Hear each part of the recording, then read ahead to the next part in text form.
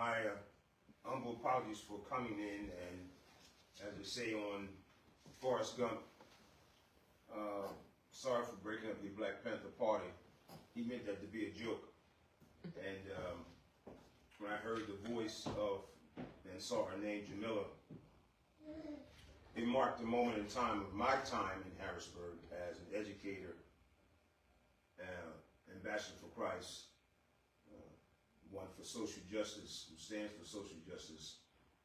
And tomorrow does mark 40 years. That poem that you heard her do, the Constitution, was a collaboration of several teachers in House 5 of the old middle school.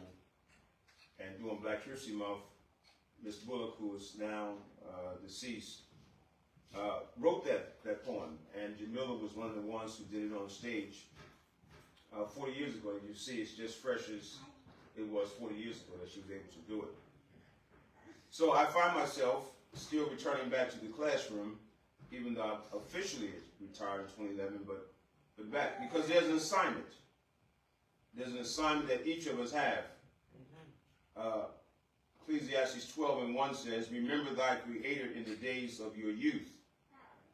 And Micah 4:6 declares, "May the hearts of the children return back to the fathers, and the hearts of the fathers back to the children." And so I get in and get connected where I can. I don't always know how long my stay will be or how I got there to participate. But one of the things I would say is that everybody in this room has a gift. God bless you. And it's meant for such a time as this, for this time, for October, or rather for March of 2026. This was an ordained time. This night was an ordained night. And all the voices that are on Facebook and all the voices in this room were meant to be. God ordained that time.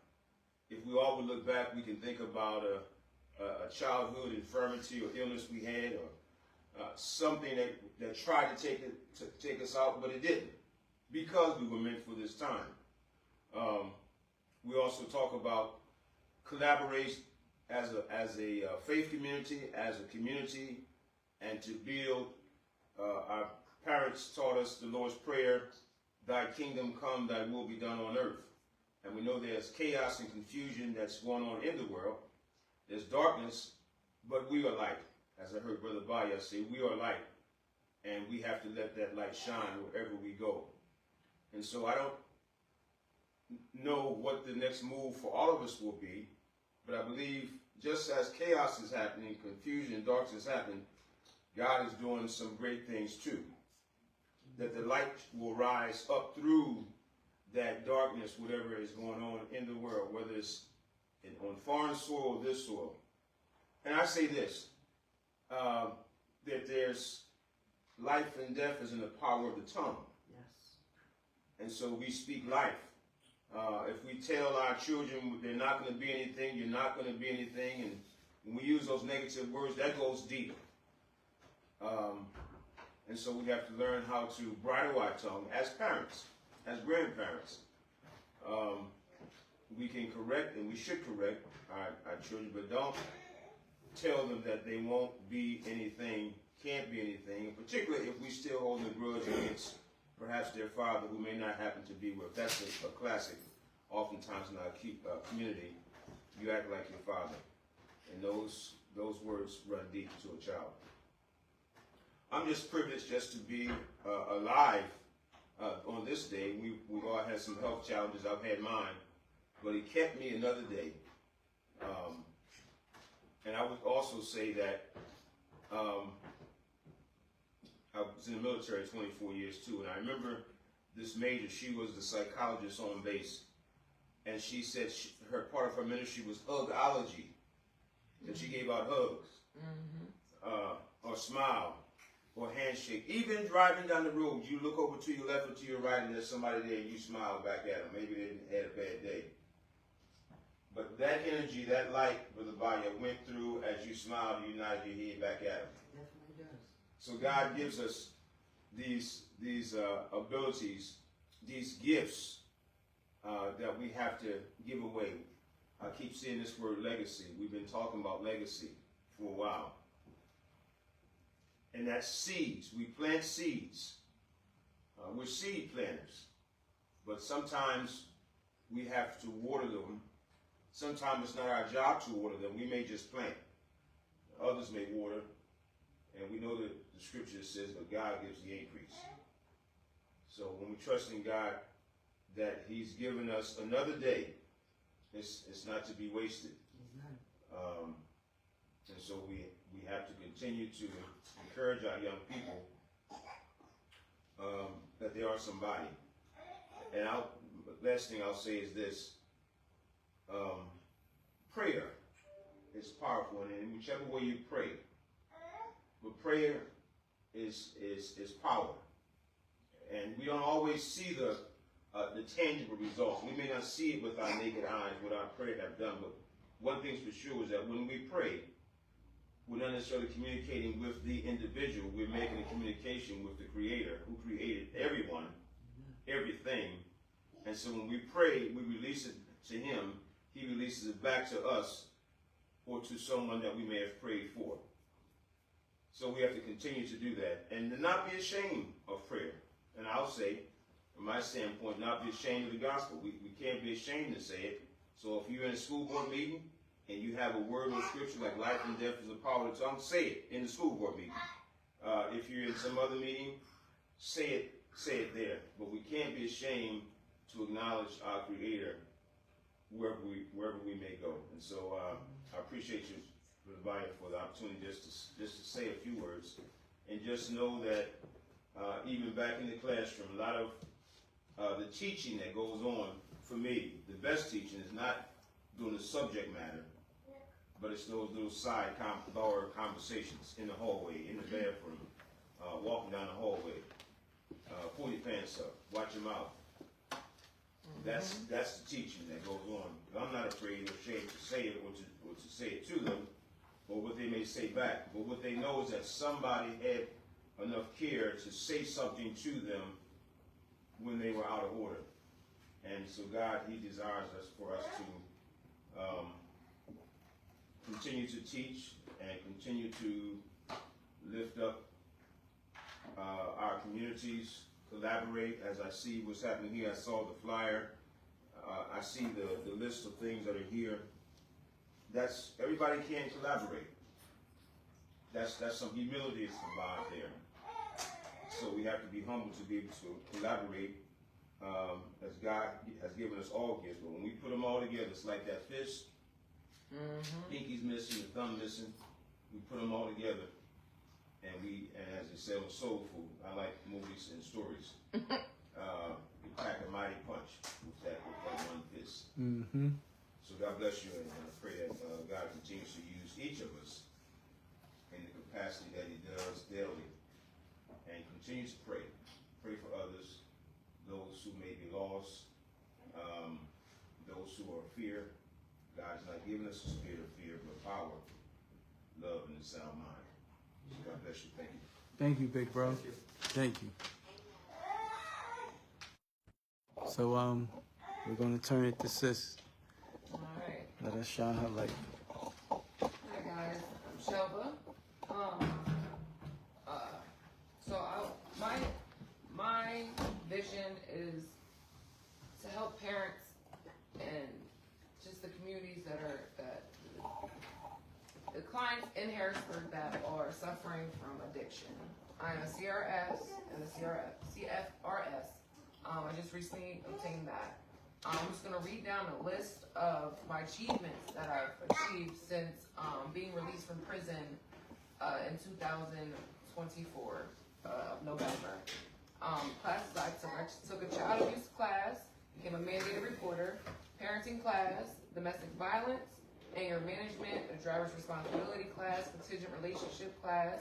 I got first aid, CPR, and AED certified for adults and children. I took a food safety class, which obtained my ServSafe certification. I took my certified recovery specialist class, which is how I got my CRS and my CFRS. When it comes to the healing part of things, the therapies that I've taken, I've done outpatient group therapy. I've done drug and alcohol treatment, youth advocate psychiatry treatment, which they started me on meds, and I ended without meds. That's big to me. They said I was severe chronic depression. I had that, and come to find out, it was just situational and my environment. Because once I was taken out of the depression that was going on around me, I was okay. I didn't need medication. I got a better job. I started doing better. It uplifted me. Yes. And I started doing affirmations. They used to say, fake it till you make it. That works. Because I used to not be okay in my own skin. And that gets passed down generational. My mom wasn't okay in her own skin. And I don't want my daughter to be growing up with me feeling like she's not okay in her own skin. Because that messes with us women, as women. It sure does. So I can actually say, like, through my therapy, for those therapies, I've finally, at 37 years old, I'm okay in my own skin. And that's a great feeling. I also did cognitive behavioral therapy, which is CBT. That helps with changing your negative thoughts to positive thoughts all around the board on everything. I also took DBT therapy, which is dialectical behavior therapy. I can't say the word right. That improves your relationships and emotional regulation. So growing up, I never was taught emotional regulation. I was always taught like to scream and argue and fight and have adult tantrums, and that's not normal. And I didn't know it was normal until I started going to these classes, taking these courses, and realizing that my programming was wrong from day one, and it needed to be changed. If I lived my life as an addict since I was 12 years old, and clearly that's not working, I just said, you know what? I'm gonna surrender. I gave it to God and said, I'm going to try this for a year and see what happens. And I tried it, and it's changed my entire life. And I gave my life to God. But in doing so, I also, when I went to jail, I was pregnant with my daughter, my fifth child at the time. And God knew my heart. God knew that at the time I wanted to change, but I just couldn't get the help that I needed to change. But I broke down in my jail cell. I wasn't doing no foxhole prayers. I was breaking down to God, like surrendering everything to God. And I asked God to help me, like show me the way. Like I don't know what to do. And out of nowhere, first time I heard God's voice say, I love you. And it wasn't like in my head, it was in my cell. Because I turned around quick to see who's standing there. No one was standing there. Everybody was asleep. I know it was God's voice because it gave me chills and it put my brain on super mode, like if you see like electricity go through wires quick. Yeah. That's how it felt. It went through my brain, telling me what I need to do in order to obtain my daughter, which was just do the next right thing, stay off of drugs and treat people correctly, common stuff, and to humble myself. And I just knew in my heart when this stuff went through my mind, I'm gonna do it. That's all I knew. I'm gonna do it, and there's nothing that nobody could tell me. I knew I was getting my daughter back, as long as I followed through with everything, and just doing the right thing when nobody else is looking, and speaking on that. Through everything, I gained integrity because I never had that growing up. My morals was messed up. I was respectful, but I had messed up morals. I sold drugs all my life. Like I ruined families, and I had to learn that I am not my mistakes at all. And in order to start healing, I had to let myself off the hook. I had to forgive myself. Right? And that's where the true healing started coming in. I also did trauma-focused cognitive behavioral therapy, which focused on like my trauma and like everything that went on in my life with the trauma and learning how to navigate through the trauma. And I had to learn because as a child, I would put stuff in the back burner, not deal with it or run from it. But with this, I learned how to work through it. And working through it, I realized that it's not even that bad. I should have been did this a long time ago. I also, I'm trying to think what else I did. I went to rehab. That's one thing I did do when I came home from prison. I went to rehab because they teach you a new way of life. I was told doing something for 90 days consistently, it becomes a habit. So that's what I did. I had to learn. They just reprogrammed me how to just get up, brush my teeth, wash my face, make my bed. Like, you know, normal everyday things that being an addict, you lose that. You lose focus on everyday life things. And I was re-taught all of that. Not saying my mom didn't teach me that, she did. But becoming an addict, you forget about all that. You're just trying to get your next fix. And that's where I was at in life. And I needed to get a refresher, basically. I also took moral recognition therapy through Geo Group, which is a 12-week course. And it's just reprogramming your brain the correct way. How to speak to people, how to treat people, how to interact with people to be normal people, and what's acceptable and what's not acceptable. And in doing so, I opened my eyes and I paid attention because I wanted to change. I wasn't just going through this because I need to get through this to finish this or finish that. Right. No, I went through it. I closed my mouth and opened my ears, and it actually worked. Like it worked for me. I'm also in drug court, Dauphin County Drug Court. I completed phase 1, 2, 3, 4, and 5. I'm now recently in phase 6, and I should be graduating, I think, in like 6-7 months with that.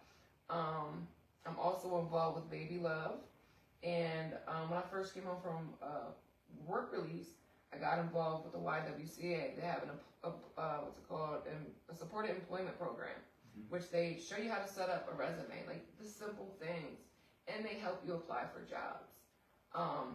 What else? And the crazy thing is now, I work for Warm Handoffs because I have my CRFS and my CRS, and I was dealing with drug and alcohol. Now I work alongside drug and alcohol. It's crazy how transferable. Right, it happens. It really happens, and it's a beautiful thing. And back to my daughter. So the main thing through all of this, right? CYS, Children and Youth, Dauphin County Children and Youth, they told me that I will never get my daughter back. They were supposed to set up visitations and let me see my daughter.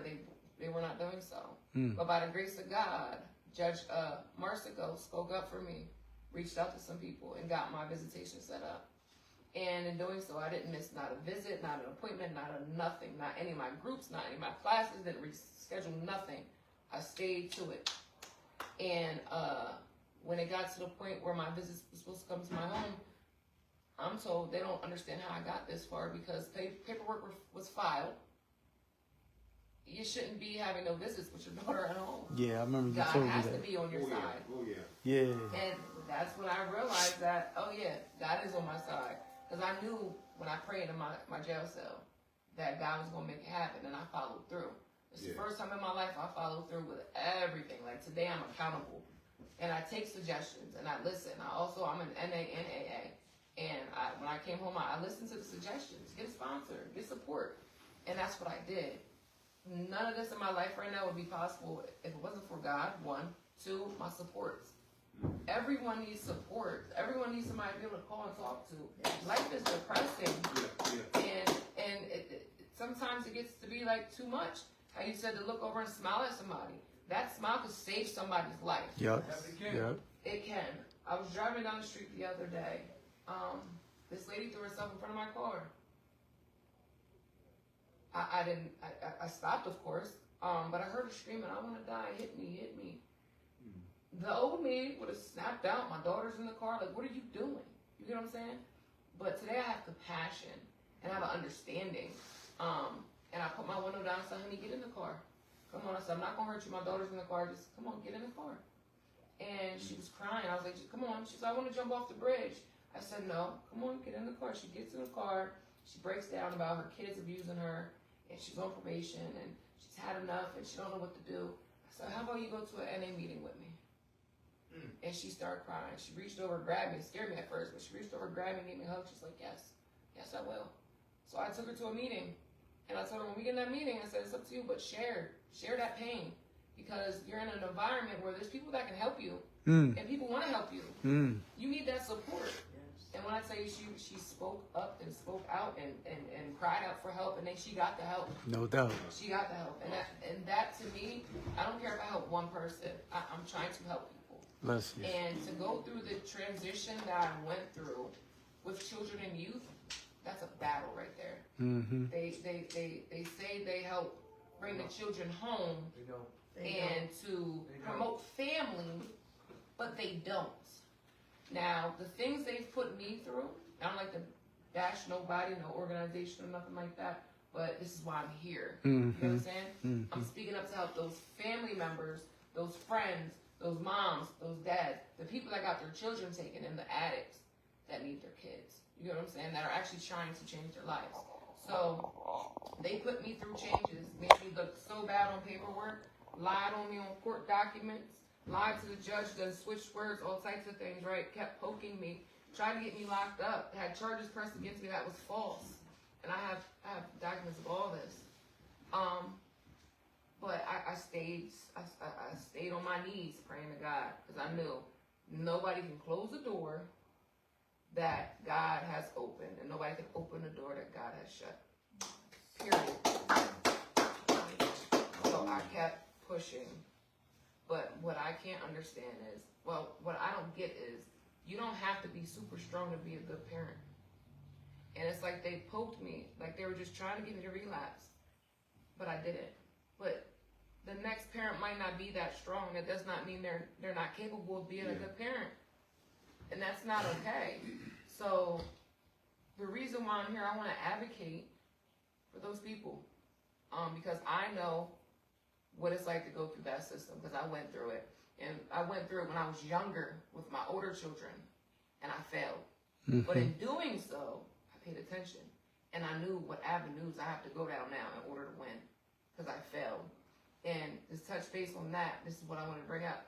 In order to succeed, I've noticed, like, people say, oh, I succeeded this way or that way. No one really talks about the failures, you know? But if people get together and collaborate on the failures, like, what doesn't work? Let's focus on what doesn't work, so then we know what will work. Right. And that's what I had to do from the beginning. And now I finally got it, because I focused on the failures of different people and what led them to relapse, what led them to this, what led them to that. And I got myself right here in this seat. So I just want to let y'all know that that's my vision. And yeah, that's what I got to share. Thank you, board member. Yeah. Thank you, fellow board member. So, me and Ricky, we made a video earlier, and I just tried to share it. I don't know what happened with my YouTube. I couldn't find it.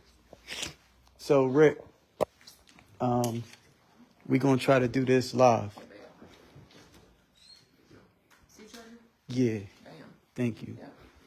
We're going to try to do this live. I didn't want to put you under the gun like this. That's why. No, you good. You good. I didn't want to put you under the gun like this. That's why we made the video. I'll find the video later. I can't find it. So we're going to do it the way we did it earlier. So just keep in mind how we did it earlier, right? So introduce yourself. My name is Ricky Banks Jr., known as CEO Blind Justice. Help my brother out, help my sister out. Okay, so tell the people why you sitting here and what's your commitment to the community. The thing about me, my name is Ricky Banks Jr., known as Blind Justice. 30 years ago, as I came from Harrisburg homecoming football game, going to my house. I went to my house, I had a bad headache. I fell asleep, I woke up. My phone, we didn't have phones back in 1994, we all had pagers. My pager was blown up. I missed my ride, so what I did as a child and as a son, I stole my parents' car. I stole my parents' car to go to Harrisburg homecoming. As I'm leaving Harrisburg homecoming to take my mom's car back, I'm at 13th and Sycamore. They start shooting at each other. The bullet hit the left side of my head. My head went down. My friends shot me at Harrisburg Hospital. Harrisburg Hospital did their job for me, couldn't do too much. They shot me, flew me to Harrisburg, Hershey Medical Center. I was in Hershey Medical Center for 90 days. Died, boom. So they brought me back. I fought my life again. Boom, I died again. Then I had to learn everything over from a vegetable. I was known as a vegetable. So they called my parents and everybody in the streets of Harrisburg. It's rumor going around Harrisburg, I died. But that was a lie. God only can judge me. So what I did, I fought for my life. I went from a vegetable, then I had to learn how to walk over again, learn how to eat over again, I had to learn how to cut my meat with a butter knife. Went back to high school, went from middle school to high school, from high school to college. Pittsburgh Gale for the blind. Came back from Pittsburgh Gale for the blind. I ran into the same thing. Armed robbery, shooting, and killing. We need you. I turned the city around, and I'm asking for help. My thing is, I died twice. I'm here for a reason. God left me here for a reason. I've been shot for 30 years. I never saw my parents, my mom or dad. I have 4 kids and 7 grandkids. And tell me to today is I'm fighting for my life. God left me here for a reason, and I'm ready to fight. So I'm here to help anybody, family that's going through gun violence. Let's turn this around. We can do it. Hey, Rick, for any and everybody that don't know, you and your testimony, thank you for sharing it right now. But I wanted to know, I already know the answer to this though, but do you get calls from other cities and other states and like that for you to share your truth? See, the thing about me is, if you take your job serious, and if a person like me, like he said 60 years ago, he had a dream. When that man said he had a dream, it left me dreaming. So I have my dream. My dream is to fight for my right and for me to change my life and turn my life all the way around to show these families that if I can do it, they can do it. And if the kids can see it, if I can do it, they can do it. My thing is, my life is helping. HBO help a brother out. HSO help a sister out. The blind justice. I am blind for 30 years. I ain't seen my mom, my dad in 30 years. I have not seen I have 4 kids I never saw in my life. 7 grandchildren. I deal with pain every day I wake up. And I'm telling y'all right now, we definitely can put it together and make a change in our life. I go through so much. And I thank Babe for being a brother, from him hearing about my story in prison, and he come home to be my brother, to hold me up when I'm down and out. Because lately, I've been down and out. Thank y'all. Thank you, bro. Thank you. I have a question. Yes, go ahead. As a community activist in my city, and I don't want nobody to take this wrong way, but I took notice over recent years that a lot of people come out in these streets, you know, let's save the youth, let's save, you know, our city, let's not back down from the things that are going on. But at the same time, we all consider ourselves to be some type of savior for everybody. Everybody wants to do something, everybody wants to save something or somebody. So with that being said, why are there limited people to show up at everybody's events? This has been a question that's been on my mind since 2022. When you have individuals that are willing to come out here and help the youth, not just the youth, but the adults as well, because the youth sometimes gain it from the adults. You got adult men in jail still talking to kids on the phone, 16, 17, 18 years old, like, bro, I need you to go handle this lick. I need you to go take care of this crack. I need you to go take care of this heroin. All these licks, you know what I mean? These kids will do it because they're being inspired and convinced by older men and women in jail. So to me, I feel like if we're going to accomplish anything, okay, all of us who call ourselves community activists, leaders, and want to do the right thing, why are we not all programming together? Why? This is the question. This is the question. Can I answer that, Joe? No, so I don't want to go too far down those lanes where we are, talking about this and that, about what other people is not doing. This is about what we're doing and how we're impacting people's lives in the better. So when it comes to what she's saying, unfortunately, that crab in the barrel, that Willie Lynch methods, It got us in the raps. You know, everybody wants to be the leader, but every good leader, every great leader, I should say, is a follower of a great leader. So I grew up following a trend of failure, thinking that I was the best thing since sliced bread, and I never followed anybody because I never rode another man's coattail. So I didn't know I was following failure, because in my mind, in my eyes, in my heart, they were winning, you know, because they was the ones that, you know, had the projects under their foot. You know, they was the ones that was moving and shaking and doing it, you know what I'm saying? And, you know, providing life and protection in the community. You know, they was the ones that everybody loved and feared, you know, so I looked up to that. Didn't know that I was looking up to failure and self-hate, you know, and I know better now. And once we know better, we do better. So when it comes down to healing, seeking redemption, you know, just loving and caring for each other, nourishing our future, our children, in a way that's going to put them in a better position. Right. Because what you're talking about, I understand what you're talking about for sure. Because any and everybody that know me know I show up to people's events. I support everybody, you know. Just recently I had to stop that because of my personal struggles, my personal issues from doing everything that I've been doing and pushing everything from my pocket. I used to say I had a nonprofit organization because I wasn't making a profit off of it. But I didn't have a nonprofit organization because I wasn't receiving no funds. I wasn't receiving no help. I wasn't getting no support. You know, it was just me, you know, working dead-end jobs, supporting my efforts because I believed in what I was doing. Because I was one of the kids that's, you know, terrorizing our streets today. You know what I'm saying? So I try my best not to say this. And one of my big sisters, I love you, Tiffany, Positive.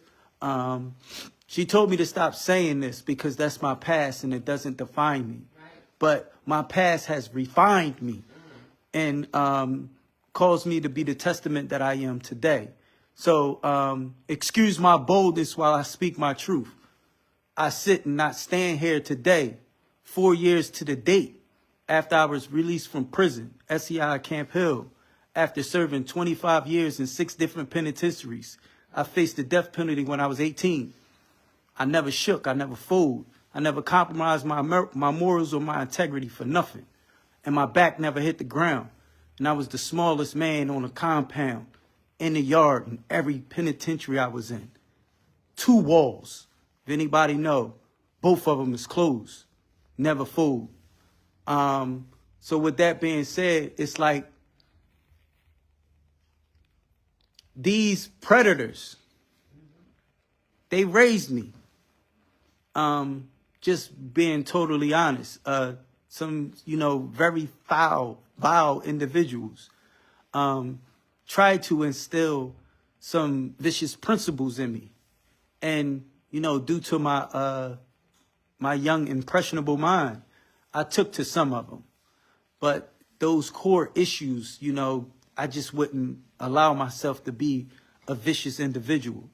Now, when someone violated my people, especially women and children, I got very vicious, you know, and or anyone I loved, you know, I'm a protector. So, you know, I stood strong on that. I stood on business. So it's about knowing that you're killing yourself. One of the biggest moments in my life was when I was in solitary confinement because I was a violent individual. And it wasn't because I was thinking and trying to take my life. I was hurting other individuals and thinking about hurting them because I didn't want to be in a cell with nobody. You know, I wanted my Z code and I had to put in work to get it. So I put in work to get it. So a part of my journey was I was in solitary confinement and I was working out. And I actually was working through my pain. And I'm doing jumping jacks, push-up, knee to elbows, bread baskets. And then, you know, I'm, you know, 50 of this, 50 of that, until I got a little tired. but I was so into it, I wasn't ready to stop working out. So I started shadow boxing. And in between me shadow boxing and me getting tired or my pain just overwhelming me, I blacked out. I didn't, understand what was going on. Next thing I knew, I was punching the walls. And I came to, and I saw my knuckle prints on the wall. Blood. You know what I mean? I bust my knuckles open. And what really struck me and shook me out of that darkness was I was crying. And, I didn't cry at all back then. All my childhood and adult life, I just didn't cry. They beat that out of me when I was a young boy.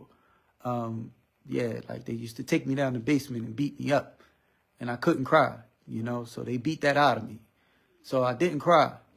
So I was crying, and I'm like, what is going on? Like, I'm crying, like I'm looking around, like, and I heard this voice saying, they trying to kill me. They trying to kill me. I'm looking around like, who's that? Tell me they trying to kill me. I'm in here by myself. And then I noticed like it was my voice, like they trying to kill me. I was saying they trying to kill me. I'm like, oh, that's me. There's nobody in here. I'm in here by myself. I was killing myself with my thoughts. I was killing myself with the things I was doing, what I was believing. I was killing myself. I was killing my people, thinking I was saving my people. I got to stop that. I understood what my sister said because I went through the process as well. I went through those classes as well. And my journey ended up with me facilitating these groups and programs after I went through them. So it's like, once you know that you didn't love yourself, most importantly, your people. I swore I loved my people, my family. I swore my mom, I love my mom, you know what I mean, more than anything. I love my mom.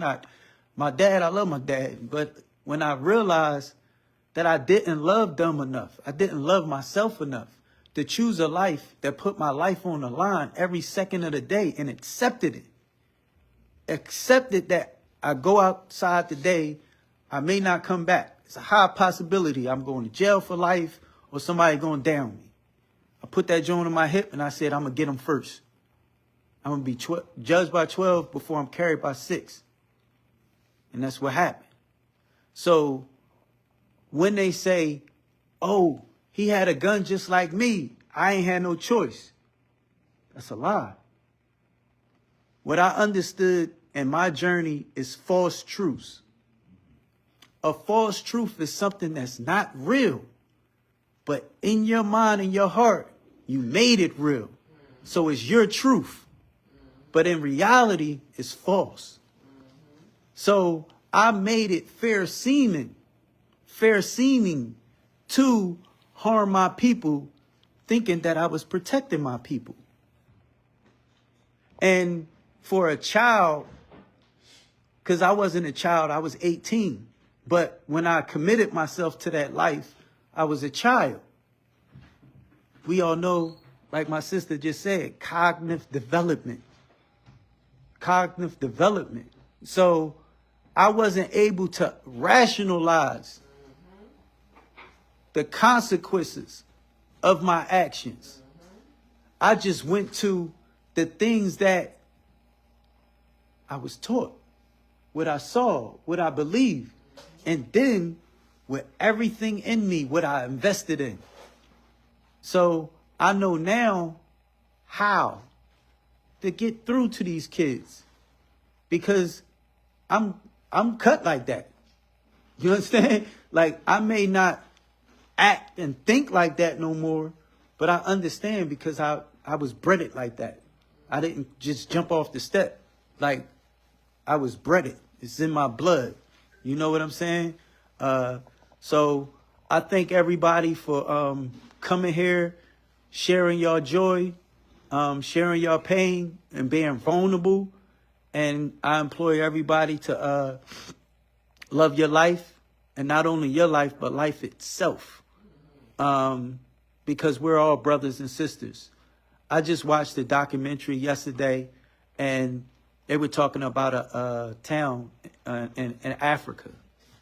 And so many of the people in this town have different shades of complexion, and they're all black though.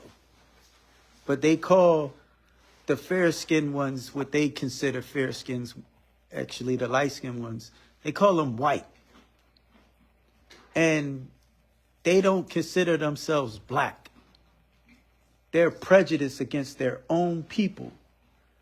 And for anybody that hear that, they may be like, oh, that's crazy or whatever. But, you know, I work at a warehouse, and it's a bunch of foreigners there. Like they dominate the floor. And my biggest thing with them that hurts me the most is so many of them are Dominican. And you are my brother, you my sister. And they look at me like I'm, you know what I'm saying? Like, what are you doing? Like, you black like me.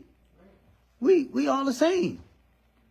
So is that just on your race, like your race of people, when your people was taken from their land, and, you know, these colonizers did different things to us, and we still believing in the lies that they told us.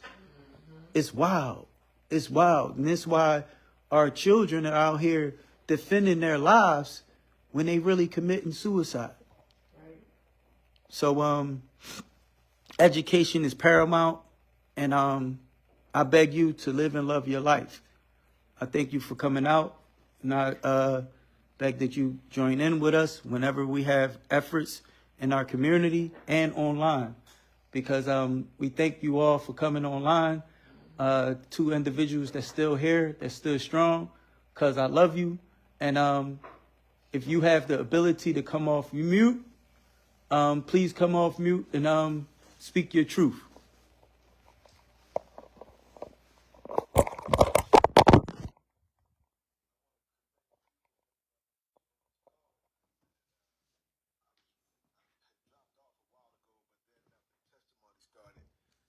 I just couldn't drop.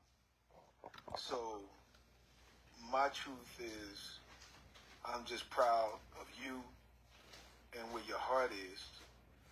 And my thing is, this is apparently your calling, because you created a platform for people to be able to voice their situations. People who are typically unheard are having the opportunity to be heard, which is one of the reasons why I just couldn't drop. All I can say is, you all, please stay encouraged. Nobody really hears the other side of the coin if you haven't walked it. So for me to have the opportunity to hear the other side of the coin, and I got confirmation on the things that I thought that I knew, and I got confirmation on the things that I knew that I knew. So the bottom line is, I respect and appreciate this platform and what it is that you all are trying to accomplish. And I just applaud the effort, because, like I always tell you, stay encouraged. I believe this is truly your calling. I know you like to do a lot of moving in a lot of different areas, but providing this platform, I believe, is going to be a blessing to so many.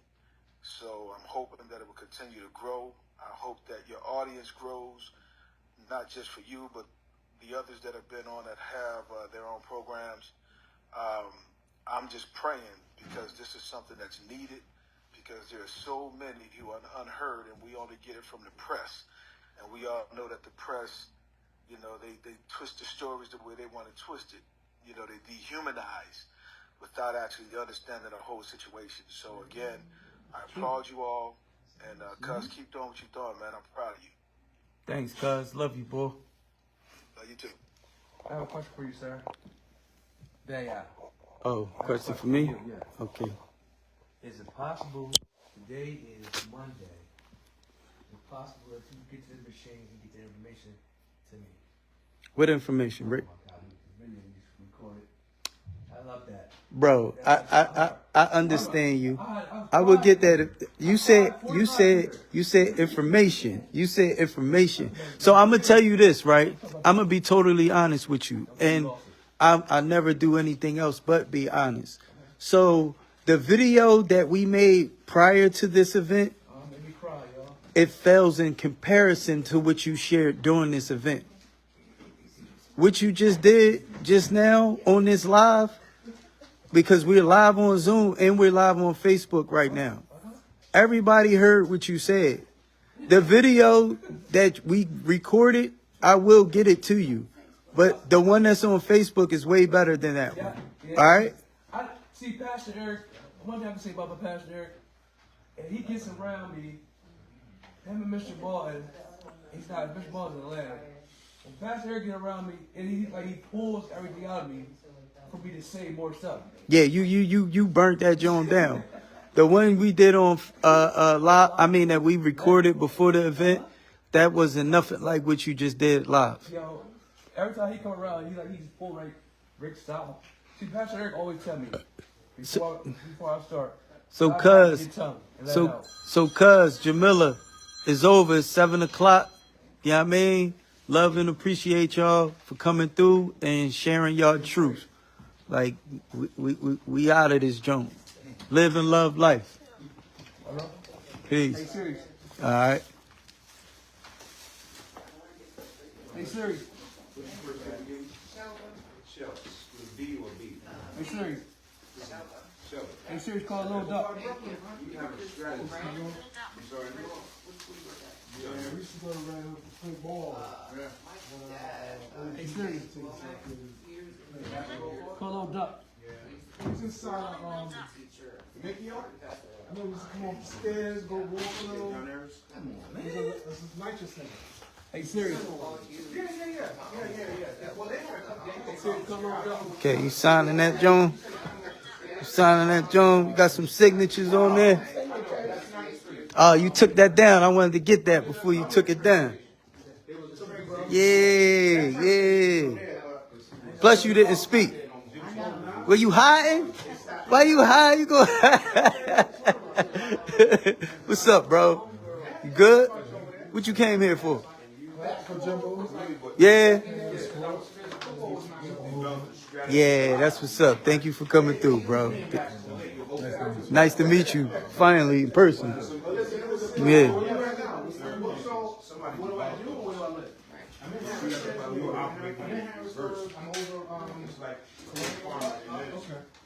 Like right around from Canonian Park. So I left New York about 4 years ago. My wife and I, COVID kicked us out. Yeah, this thing was nice, man. This is a blessing, man. This tornado watch scared a lot of people. You know, I don't got that in my blood, so I kept it moving. I knew this was gonna work. Like I said before, I never fretted during my situation, and any moments that I had in my life, I didn't fret. I moved with precision, whether it was mentally or physically. I didn't allow the things that was pressed it on my chest to dictate my actions.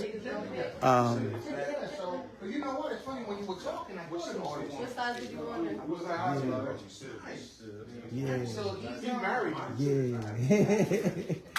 That's my guy. All right, I'm out of here. I love y'all.